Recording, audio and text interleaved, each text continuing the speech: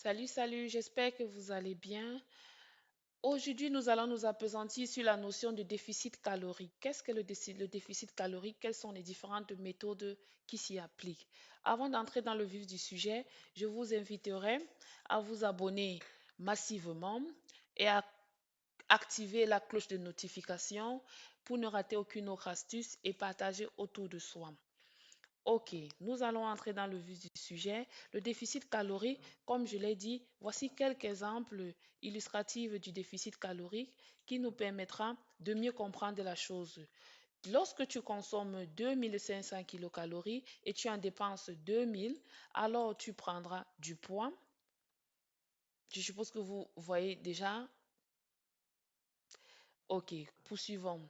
Lorsque tu consommes 2000 kilocalories et que tu les dépenses, alors tu maintiens ton poids. Là, ça doit être déjà clair. Vous avez compris à peu près la logique derrière le déficit calorique. Poursuivons. Mais lorsque tu consommes 1800 kilocalories et que tu dépenses 2000 kilocalories, là, tu crées un déficit et alors tu perdras du poids sur du long terme. Alors, le déficit calorique, en résumé, c'est la différence entre l'apport énergétique et la dépense énergétique. C'est-à-dire l'apport énergétique doit être inférieur à la dépense. En des termes plus clairs, on dira le déficit calorique, c'est lorsque l'on mange moins que l'on en dépense. OK? Poursuivons donc. Dans une prochaine vidéo, on parlera de comment réduire ses apports alimentaires, ses apports énergétiques autant pour moi. Aujourd'hui, nous allons un peu plus entrer en détail dans les dépenses énergétiques. Sachez que les dépenses énergétiques est fonction de l'âge, du sexe et de l'activité physique pratiquée ou effectuée. Une jeune dame de 30 ans brûlera maximum 2000 kilocalories. En fait, son organisme brûlera maximum 2000 kilocalories pour effectuer des fonctionnalités basiques, vu qu'une sédentaire, c'est cette personne-là qui est au repos, qui ne pratique aucun sport, qui n'effectue aucune activité physique de la journée. Son organisme brûlera à cet effet 2000 kilocalories pour effectuer des fonctionnalités basiques et vitales telles que euh, la gestion du cerveau, la circulation sanguine, la respiration et la digestion, bref, les fonctionnalités basiques de l'organisme.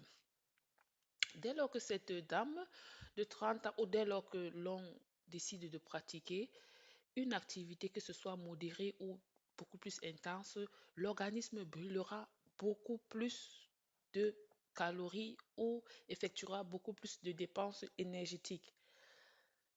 Donc, pour continuer, nous allons prendre l'exemple de notre Queenie, 25 ans, 80 kilos, sédentaire.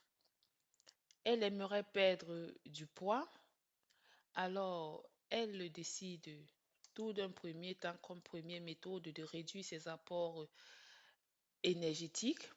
Elle crée donc à cet effet un déficit de 300 kilocalories. Au bout d'un mois, elle perdra 1 kilo. Comme alternative, elle pourrait aussi décider de pratiquer une activité physique. Ça peut être la marche, ça peut être la danse, ça peut être tout ce qu'elle veut, mais de manière progressive, elle perdra maximum 1 kilo par mois. Il est conseillé d'associer toutes ces deux méthodes afin d'optimiser sa perte. Alors, au bout d'un certain moment, Queenie pourra dire, OK, je réduis mes apports énergétiques et j'augmente mes dépenses énergétiques. À cet effet, elle pourra donc décider de faire 1 heure de marche et réduire tout en réduisant son apport énergétique. Elle crée donc un déficit de 500 kilocalories. Elle perdra 2 kilos par mois.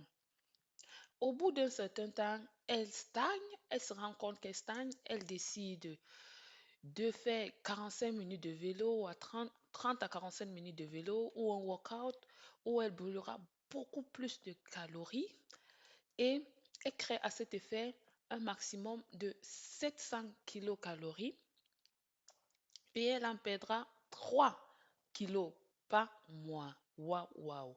Mais si elle dit, Ok, Adeline, ça fait 6 mois que je stagne, je veux perdre rapidement ou alors je veux passer à un autre niveau. Elle dit, comme toi, Adeline, je veux courir tous les jours 10 kilomètres ou alors 1 heure par jour. Alors, elle brûlera en moyenne 700 kilocalories et créera à cet effet un déficit de 1000 kilocalories, ce qui entraînera une perte de 4 kilos par mois. Waouh! Alors, à ce stade, je suppose que vous avez déjà compris comment fonctionne le déficit calorique. Je vous invite à le pratiquer. Commencez déjà à réduire ou à voir ou à entreprendre comment réduire les apports énergétiques.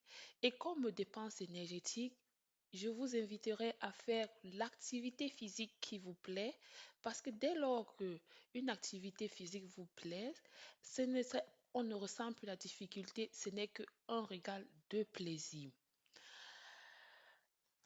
Là, nous avons terminé avec cette notion.